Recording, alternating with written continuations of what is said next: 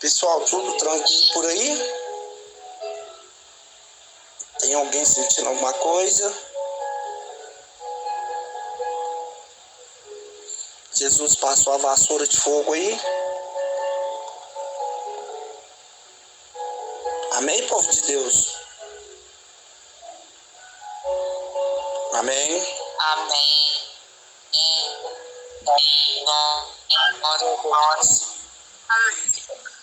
Aleluias. Então podemos glorificar a Deus. Oi. Aleluias. Irmãos, a palavra do Senhor para nossas vidas hoje se encontra no livro de Apocalipse, como eu disse, que estaria falando sobre as 7 igrejas da Ásia. E nós já tivemos falando sobre a igreja de Éfeso. Mas nós vamos prosseguir. Diz assim a palavra do Senhor: João, as 7 igrejas que estão na Ásia, graça, paz, seja convosco da parte daquele que é, que era e que há de vir, dos espíritos que estão diante do seu trono, e da parte de Jesus Cristo, que é a fiel testemunha, o primogênito dos mortos e o príncipe dos reis da terra, aquele que nos ama e em seu sangue nos lavou dos nossos pecados e nos fez reis, sacerdotes para Deus e para o seu Pai. A Ele a glória, poder para todos sempre. Amém. Amém. Igreja Santa que vai morar no céu. Quantos podem dizer um amém para Jesus?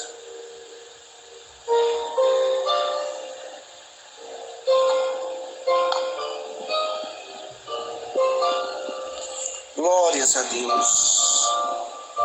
Amém. Glória a Jesus. Louvado seja Deus. Louvado seja o nome do Senhor. Queridos irmãos, cada uma das 7 cartas que Jesus mandou que João escrevesse às igrejas da Ásia, elas são dirigidas ao anjo da igreja, ou seja, aos pastores, que consequentemente ao povo da igreja daquela cidade. A palavra de Deus de correção, ela vem ao anjo da igreja. O pastor da sua igreja, ele é o anjo da igreja. Talvez você possa atribuir tantas faltas nele, tantas imperfeições, mas foi Jesus que escolheu ele e colocou ele como anjo da igreja. E a carta de correção, a carta de exortação e a carta de elogio, quem chega a ler primeiro é o anjo da igreja. E essas 7 igrejas na província da Ásia, nas províncias de Deus, ela nos fornece um modelo de todas as igrejas, de todas as épocas. Portanto, aqui é uma mensagem representativa. As características daquelas igrejas são encontradas em 7 fases distintas da história da igreja na terra. Desde desde a igreja do Pentecoste, que inaugurou em Atos dos Apóstolos, capítulo 2, até a volta de Cristo na terra. Assim, para aquela cidade, as cartas contêm elogios, igual eu disse, repreensões, e para essa época da igreja, através do século, algumas advertências. A sete igreja também, elas, não sei se os irmãos notaram, que o sete, ele vem sendo bem destacado aí na nossa leitura, porque é 7 tipos de igreja escatológica encontrada nos últimos dias. E os nomes de cada igreja têm uma característica de cada época e de cada tempo. Por exemplo, a igreja de Éfeso, ela era uma igreja autêntica, apostólica, né? Ela inaugurou a sua obra em 30 e durou 70 anos, que ela finalizou aqui no ano 100 depois de Cristo. A igreja de Esmirna significa mirra no latim. Por que mirra? Porque mirra tinha um cheiro suave, cheiroso, que é o cheiro de Cristo. Mas para essa mirra ser extraída, ela tinha que ser comprensada. Então aqui, mirra é porque a igreja estava sendo perseguida e também atribulada, né? E ela reinou do ano 100 depois de Cristo até 313 depois de Cristo. Depois nós temos a Pérgamos, que é uma cidade que vivia inserida no mundanismo. Esse mundanismo que estava inserido nessa cidade também, nessa igreja, ele era geral. E ela durou de 313 até 590 depois de Cristo. Depois nós temos a Tiatira. Tiatira é uma igreja papal, corrupta. Era uma igreja que era regida pelos papas. Então, ela pega de 590 depois de Cristo e vai até 1517 depois de Cristo. E no final dessa igreja entra a igreja de Sardes. Sardes é uma igreja da Reforma, porém leva um título também de uma igreja morta, que ela pega de 1517 e ela vai até o período de 1730 depois de Cristo. E na hora que essa reforma morta vai finalizando, aí aparece uma igreja forte, uma igreja perseverante, uma igreja de oração, de vigilância, que é a igreja de Filadélfia, que é uma igreja que tinha um título representativo do amor fraternal, porque era uma igreja que acolhia, era uma igreja que somava, era uma igreja que sentia a dor do seu próximo, era uma igreja que estava totalmente interligada na ação da obra de Deus. Era uma igreja missionária, evangelista, fiel. E essa fidelidade não era só por alguns momentos, ou por alguns dias, ou por alguns meses, mas era uma fidelidade que duraria até o arrebatamento da igreja.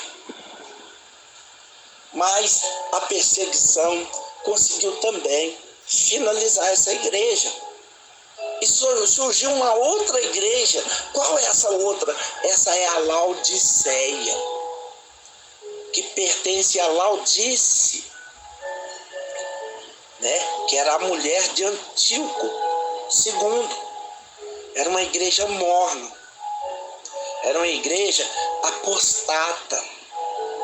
Era uma igreja que vivia os desejos da carne.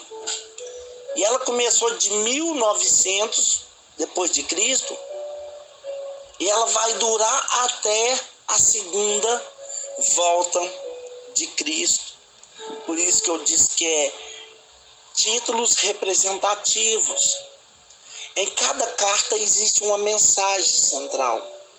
Você pode perceber que Éfeso deixou o seu primeiro amor e deixou de se arrepender. A Esmirna, ela teve uma tribulação de 10 dias, mas ela foi fiel até a morte. A Pérgamo, ela tens lá o que segue a doutrina de Balaão, né? Jesus repreende para que ela venha se arrepender. A igreja de Sardes, ela tem um nome que vive, mas ela está morta. A igreja de Filadélfia, ela foi muito bem elogiada pelo Senhor Jesus, de maneira que Jesus pôs uma porta aberta diante dela. A igreja de Laodiceia, ela não era fria, e nem era morna, e nem quente. Por isso, ele exortou que iria vomitar ela da boca para fora. E em cada igreja, Jesus revela com uma dessas características da visão do Cristo glorificado, como sendo aquele que tem a resposta para a necessidade daquela igreja. Para a igreja ortodoxa, é sempre esforçada em Éfeso, né? Porque nós vemos que em Éfeso, Cristo é aquele que tem as igrejas nas suas mãos, que sustenta as suas obras. Para a igreja atribulada de Esmirna, na véspera, ele tinha um martírio, incluindo até mesmo o martírio de Jesus. Representa-se com aquele que havia experimentado a perseguição, até mesmo a morte que ele havia vencido. A igreja mundana, que era a igreja de Pérgamo, Cristo glorificado, que maneja a espada dividindo a igreja do mundo. E para a igreja corrupta de Tiatira, Cristo é o juiz com olho de fogo, como chama de fogo, Ramachanda, Calabá, Subiandarai. Para a igreja morta de Sardes, Jesus tem 7 Espíritos de Deus. E ele pode ressuscitar os crentes que estavam dentro daquela igreja, que estão até hoje, que leva título de que está vivo, mas vive mortos espirituais. A igreja missionária, que é a igreja de Filadélfia, Cristo é quem abre porta, Cristo é quem prospera, Cristo é quem abre espaço para ela romper as barreiras, fazendo a evangelização e criativizando discípulos fiéis para o reino de Deus. Mas para a igreja morna, Laodiceia, Cristo é fiel e verdadeira testemunha, tirando dessa mentirosa igreja a máscara da satisfação em si mesmo. Então, 5 conteúdos das cartas, nós temos várias advertências e também muitas reprovação. Então, semana passada nós falamos de Éfeso, não sei se os irmãos guardaram isso, eu gravei, mas a mensagem não ficou muito boa, eu nem mandei ela no grupo. Nós vamos falar hoje de Esmirna. A Esmirna era uma cidade, e essa cidade das 7, que foi falada aqui logo no início, essa cidade ela é a única que permanece até hoje com grandeza que tinha no tempo de João. Atualmente ela chama Izmir e é a maior cidade da Turquia asiática. Esmirna era um centro de ministério, onde o lugar do martírio de Policarpo, que foram separados para ser martirizado. Ele era um apóstolo, era uma pessoa responsável, fiel, mas ele foi martirizado. A carta a essa igreja, ela é mais resumida das 7, que contém uma repreensão. Mas a igreja de Esmirna, ela teve um tempo na sua história. Você pode reparar que ela durou do período de 100 depois de Cristo até 313. E ela foi uma igreja perseguida. Mas ela não baixava a sua guarda. Ela estava sempre mantendo a santificação, levando a mensagem salvífica.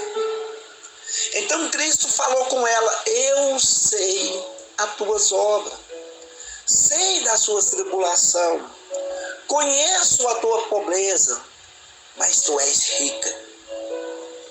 Jesus estava falando que ela não tinha condição financeira, porque a igreja do Senhor é assim. A igreja do Senhor, ela não prioriza a riqueza, ela não prioriza reino da terra, ela não prioriza status, ela não prioriza as coisas financeiras, mas ela prioriza andar na verdade, fazer a vontade daquele que os chamou, que os vocacionou. Então, Jesus fala com ela: não tema as coisas que há de padecer. Jesus falou: eu estou olhando e na minha presciência eu já consigo detectar que vocês vão ter uma tribulação de 10 dias. Mas que vocês sejam fiel até a morte, porque eu vou dar para vocês a coroa da vida. E se vocês for fiel até a morte, o dano da segunda morte não vai pegar nenhum de vocês. Jesus falando para a igreja. O período da igreja de Esmirna foi um tempo dos martírios. Os cristãos, eles eram perseguidos e mortos. Eles eram julgados, meus queridos irmãos, em arena de leões. Eles eram crucificados e queimados em fogueira. O destino desses apóstolos era muito, muito triste. Todos os apóstolos que Jesus andava com eles morreram como mártires, com exceção aos 2, Judas Iscariotes, que traiu Jesus, que acabou sendo enforcado, e João, que após o seu exílio aí na ilha de Pátimo, ele obteve a liberdade para morrer uma morte natural. Esses 2, eles não foram martirizados. Judas, ele se enforcou e João morreu de uma morte natural. Mas deixa eu te falar uma coisa. Deixa eu te explicar uma coisa. A Bíblia fala, o apóstolo Paulo fala, no livro de 1 Coríntios, de 500 discípulos. Aí, a Bíblia mostra esses 500 discípulos em Atos dos Apóstolos entrando no cenáculo para buscar o Espírito Santo. Aí desses 500 discípulos, 380 não prosseguiram na busca, mas 120 foram batizados. De 120, Jesus escolheu 70 para andar com ele. Dos 70, sobrou só 12.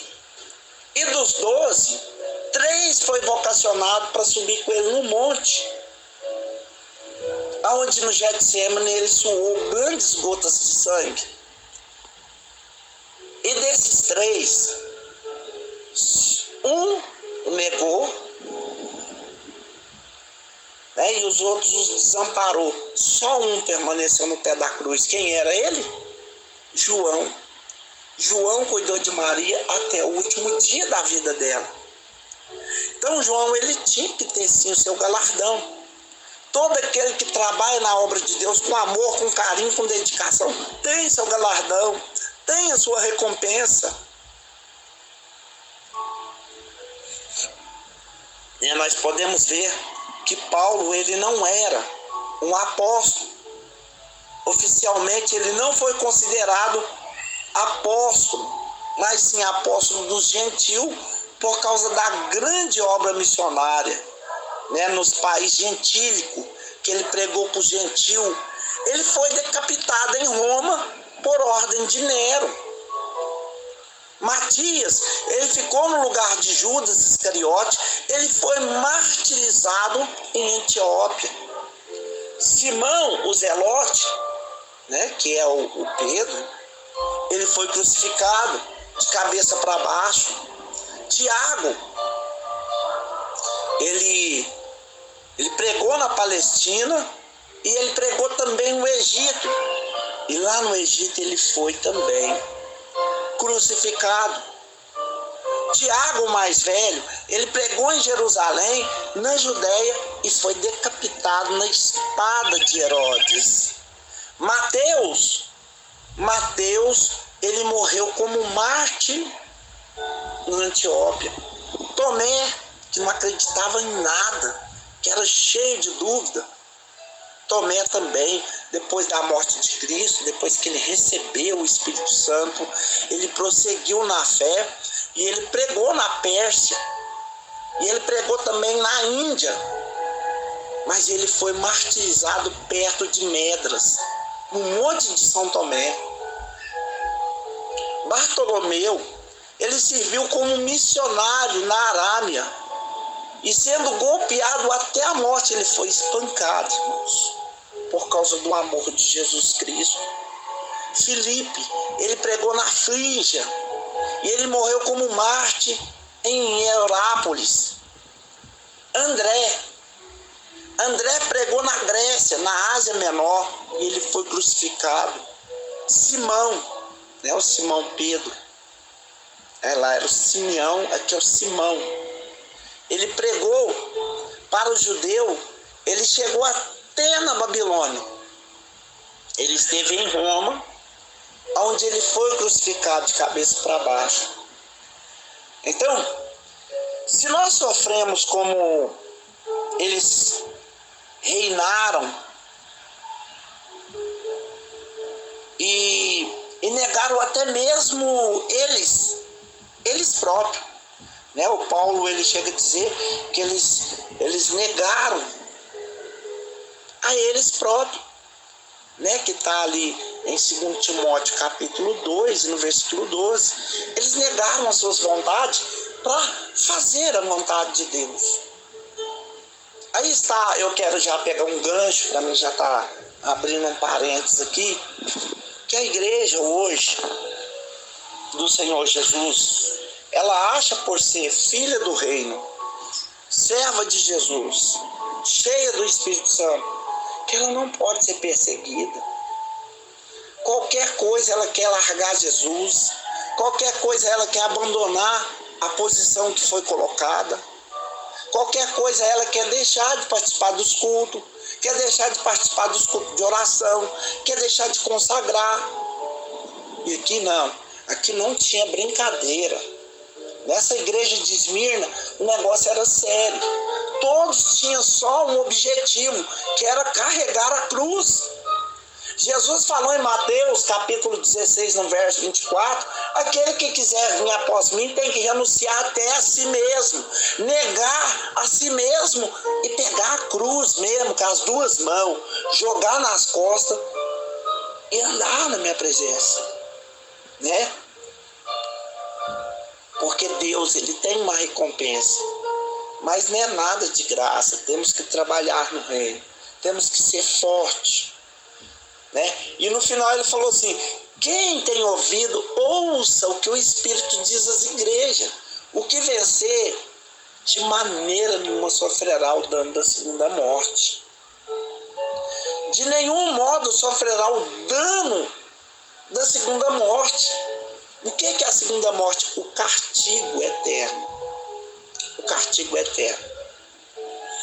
Eu vou falar com vocês algo que eu despertei aqui no meu estudo, que eu não poderia deixar de falar. O João, quando ele estava batizando na beira do Rio Jordão, e ele falava assim: eu vos batizo com água para arrependimento de vossos pecados. Mas vem um após mim, cujo eu não sou digno de desatar as correias da sua sandália. Ele vos batizará com o Espírito Santo e com fogo. Irmãos, deixa eu perguntar uma coisa aqui. Você acha que o batismo com o Espírito Santo e com fogo é só um? Quem acha aí, dá sua voz. Quem acha que o batismo com o Espírito Santo e o batismo com fogo é só um?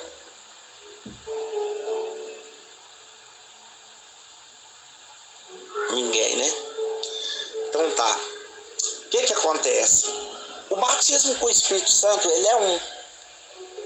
O batismo com fogo, ele é outro. O batismo nas águas para arrependimento do pecado, ele é um. Ele é a purificação do corpo pecador, que limpa, que lava as iniquidades, as impurezas, e coloca a pessoa na prontidão para quê? Para receber o Espírito Santo. Porque ele batizou em símbolo de arrependimento mesmo. Ele se arrependeu, aquela pessoa se lavou, ela se purificou da sua iniquidade, mas não é no corpo, é na alma. É um símbolo espiritual. Então, quando ela batiza, ela está sendo purificada. E quando Deus quis purificar a terra, sabe o que ele fez? Ele batizou a terra. Ele mandou o dilúvio, que foi um dilúvio mundial, que matou todo mundo. E começou tudo de novo a partir de Noé. E quando ele fala que vai batizar com o Espírito Santo, o batismo com o Espírito Santo, ele é para o cristão, para a pessoa que arrependeu de seus pecados, que está andando segundo a lei de Deus, que faz a vontade do Criador. Agora, o batismo com fogo é para o ímpio, porque Deus vai purificar a terra com fogo. Portanto, ele fala, na passagem do joio e do trigo, ele fala que vai arrancar o joio e vai atar ele em montes e vai lançar na fornalha de fogo. Agora, o trigo ele vai colocar no seu celeiro. Por quê? Porque o trigo foi selado. Ele tem um reconhecimento divino, porque o próprio Deus mora dentro dele. O próprio Deus vocacionou ele para ser diferente. Os dois é bem parecido, mas há uma diferença. Malaquias capítulo 3, no versículo 18, fala assim: então vereis outra vez a diferença entre o que serve a Deus e o que não serve. Então, o castigo eterno, ele é o lago de fogo. Isso está escrito lá no livro de Apocalipse, no capítulo 20, do versículo 6 até o 14. E nós temos outro relato também em Apocalipse, no capítulo 21 até o 8, do 21, versículo 8. Os perseguidores que perseguem a igreja, eles podem até causar morte dos fiéis, né? As pessoas que não fecham com a luz, que não são testemunhal a Cristo, eles podem sim, igual o menino começou a dizer aí, se inserir dentro das igrejas os falsos joios, ou seja, os falsos trigos, os falsos profetas, eles podem sim inserir na igreja, podem matar profeta, impedir a igreja de avançar, impedir, tentar parar a igreja, tentar neutralizar profetas, perseguir a igreja por causa de inveja espiritual. Ele pode levar até a igreja na primeira morte, ele pode matar a pessoa. Mas os fiéis que andam segundo a palavra de Deus não vão sofrer o dano da segunda morte. Sabe por quê? Porque o Espírito Santo de Deus, que convence o homem do pecado, da justiça e do juiz, do jeito que ele entrou no corpo de Jesus e ressuscitou Jesus no túmulo, ele vai ressuscitar os fiéis também. O Paulo falou assim que nós que estivermos, primeiro que vai ressuscitar é os mortos, que eles serão transformados no túmulo.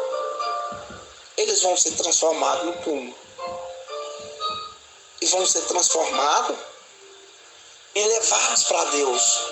Depois nós que estivermos vivos, nós, que esse corpo pecaminoso, sujeito à queda, sujeito à dúvida, sujeito a pecado, mas separado para Deus.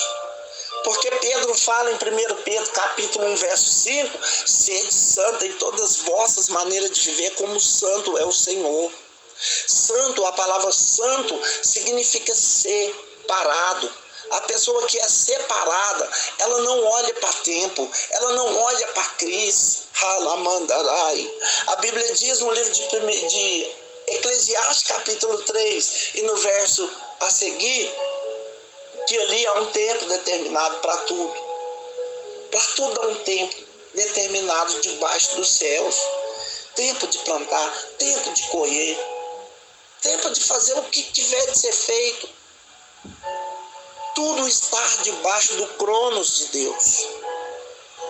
E como Deus é Senhor, Ele não está sujeito ao tempo. Tempo de ser fiel, tempo de andar na luz, tempo de ser fiel no pouco, tempo de ser fiel no muito, tempo de andar debaixo de obediência, tempo de andar debaixo de estudo bíblico, consagração. Mas é um tempo na nossa vida que às vezes nós perdemos um pouco do entusiasmo e começamos a vacilar, tropeçar, andar arrastado. Mas ele falou, aquele que for fiel até a morte. Nós podemos sim fraquejar, arrastar, ficar um pouco desfalido, mas nós não podemos desanimar. Nós não podemos negar o chamado que foi nos endereçado. Deus nos vocacionou. Deus não chama qualquer pessoa para a sua obra. Deus só chama aqueles que Ele confia neles. E você está aqui não foi porque eu te escolhi. Não foi porque o pastor da igreja te escolheu. Deus está mandando eu falar para pessoas aí que falou ainda nessa semana que não ia mexer mais com culto, que não ia mais para a igreja, que estava muita perseguição, que estava muita luta. Aqui, a igreja de Esmirna está mostrando aqui que Policarpo, sabe o que aconteceu? Eles falaram com ele assim, olha Policarpo, se você negar Jesus, se você abandonar esse Senhor e parar com essa doideira de ficar querendo andar na luz, porque os cultos que são apresentados nas igrejas tem que ser apresentado para Domiciano. Vocês têm que fazer o culto de Domiciano. Vocês têm que pregar o Domiciano aí e vocês têm que venerar ele, porque ele é o imperador romano mais poderoso da época. O Policarpo falou assim, eu não nego, meu Senhor. Eu tenho 85 anos. E 85 anos eu tenho andado com Cristo e Ele não tem me feito mal e só bem. Jesus, Ele tem mudado muitas coisas na minha vida e eu sou grato a Ele. E eu não nego. Não nego de jeito nenhum. Eles pegaram Policarpo, sabe o que fizeram? Pregaram ele numa madeira e fizeram lamparina dele, enrolou ele na estopa, sujou ele tudo de querosene e pôs ele para iluminar o jardim de Domiciano enquanto faziam churrasco. Policarpo queimando e os ímpios festejando, com o corpo de Policarpo servindo de lampadário. Muitas pessoas ali perdiam a cabeça na espada, era decepado. Alguns até reivindicavam, falavam algumas coisas.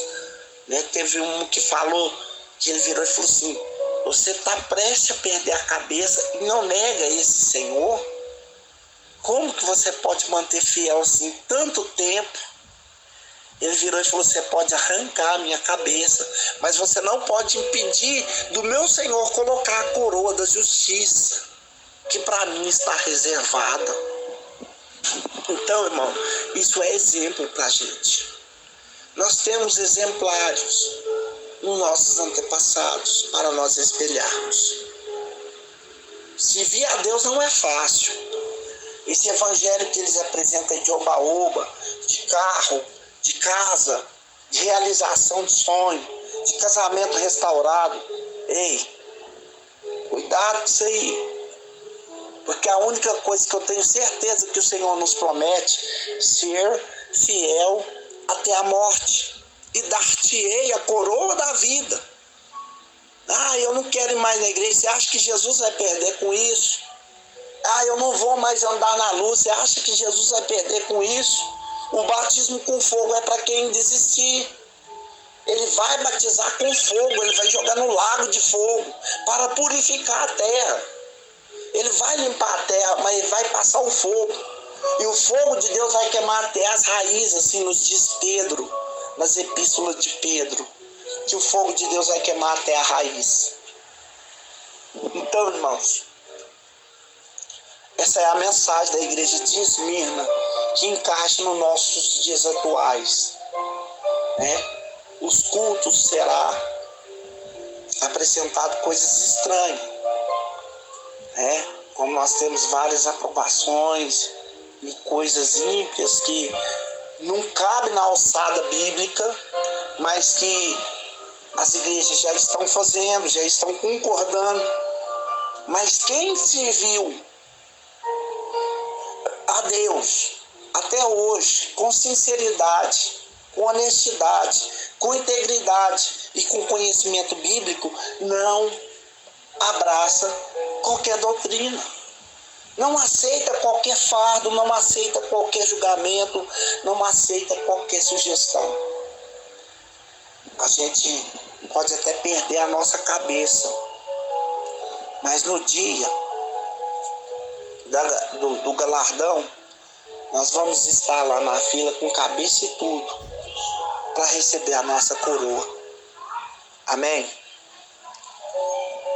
E eu queria parar por aqui, porque eu sei que há muitas dúvidas no meio do povo. Muitas pessoas têm alguma coisa para perguntar. Eu estou a ouvir. Se estiver na altura do meu conhecimento, eu estarei te respondendo. Tem alguém que quer fazer alguma pergunta?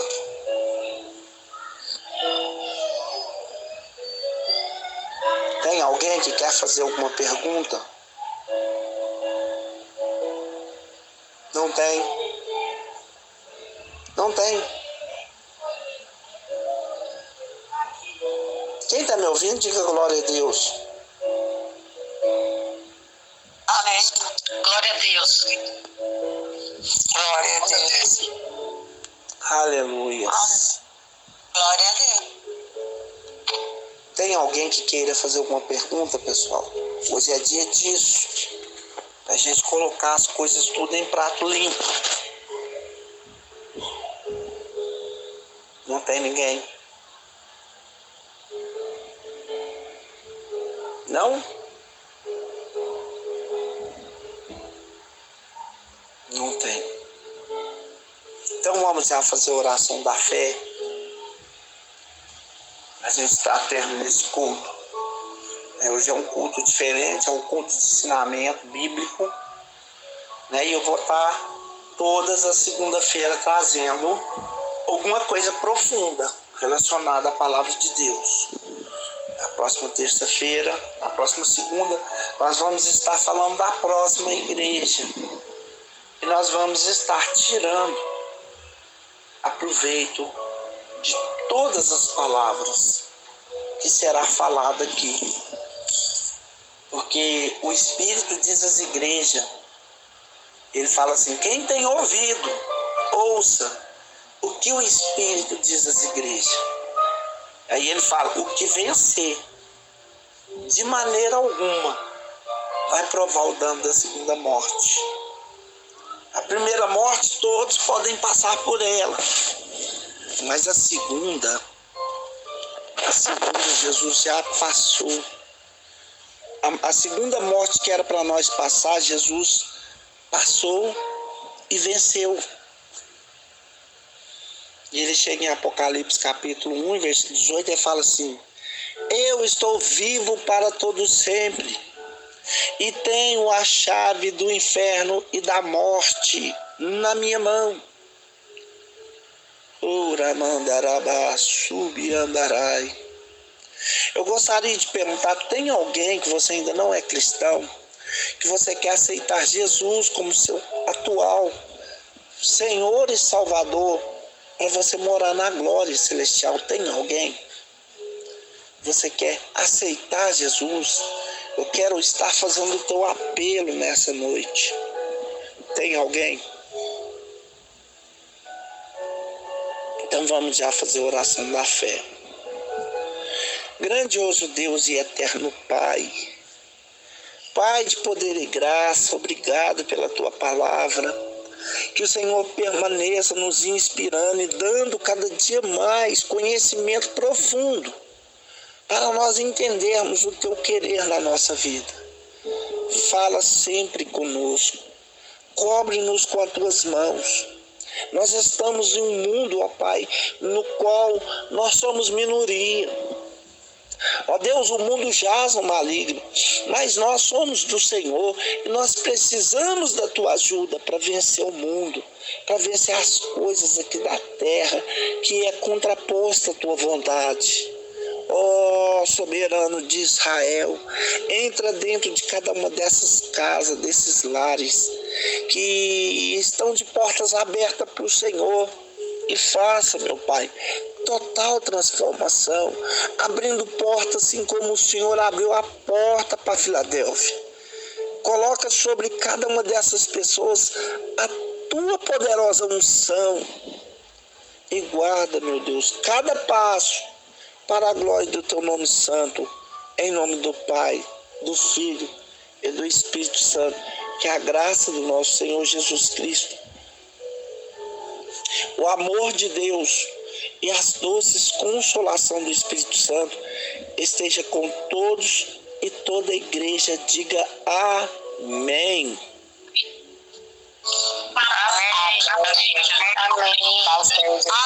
A paz do Senhor Jesus a todos. Diga aleluia.